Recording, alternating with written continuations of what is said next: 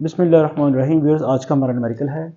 A cyclist of mass 40 kg exerts a force of 200 Newton to move a bicycle with an acceleration of 3 meter per second square. How much is the force of friction between the road and the tires?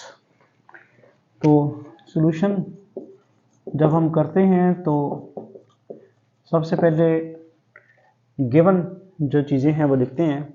Cyclist of mass कितनी है 40 kg, exerts a force, एक वो force इसे हम कह देते हैं applied force, इसे कह देते हैं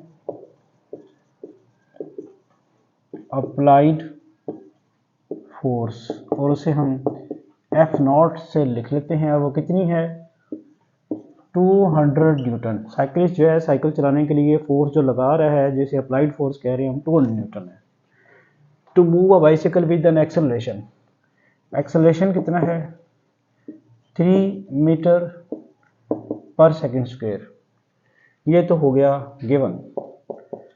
फाइंड क्या करना है force of friction, how much is the force of friction, force of friction हमने फाइंड करनी है।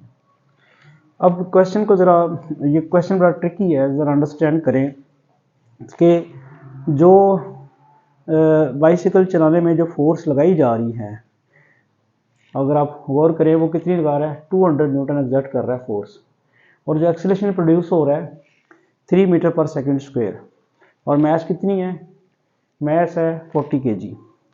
हम पहले ये देखते हैं कि जो 40 kg मैस है उसमें एक्सेलरेशन 3 मीटर पर सेकंड स्क्वायर प्रोड्यूस करने के लिए कितनी फोर्स लगाई जा सकती है। बात फॉलो कर रहे हैं?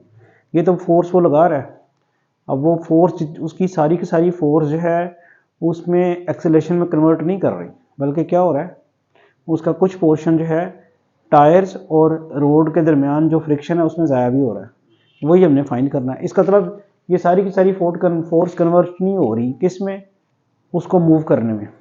हम पहले वो वाली फोर्स जो है वो मालूम करते हैं। तो जो फार्मूला लगेगा, फार्मूला कौन सा होगा, second Newton second law of motion, F is equal to ma।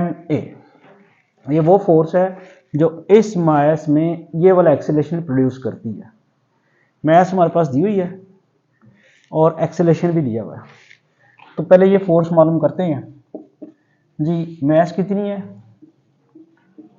40 kg और एक्सेलरेशन जो है वो कितना था 3 मीटर पर सेकंड स्क्वायर। कितना बन जाएगा ये 120 kg मीटर पर सेकंड स्क्वायर। जी kg मीटर पर सेकंड स्क्वायर किसके बराबर होता है 1 न्यूटन होता है ना। अच्छा, अब जरा गौर कीजिएगा, मसला ये हुआ कि 40 kg मास में इतना एक्सेलरेशन प्रोड्यूस करने के लिए जो फोर्स चाहिए वो क्या है 120 न्यूटन, और वो लगा कितनी रहा है फोर्स। तो इसका मतलब है इसका मतलब क्या होगा कि कुछ फोर्स जो ज़ाया हो रही है वो फ्रिक्शन में, वही फ्रिक्शन है, ठीक है। तो फिर हमारे पास जो फोर्स ऑफ फ्रिक्शन आएगी, यस शाबाश, force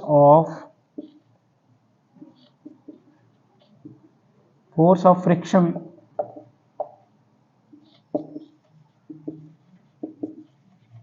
will be applied force minus this force, and applied force हमारे पास है 200 न्यूटन, और ये जो है जो उसको एक्सीलरेट करने के लिए काफ़ी होती है 120, तो फोर्स ऑफ फ्रिक्शन क्या होगी 80 न्यूटन।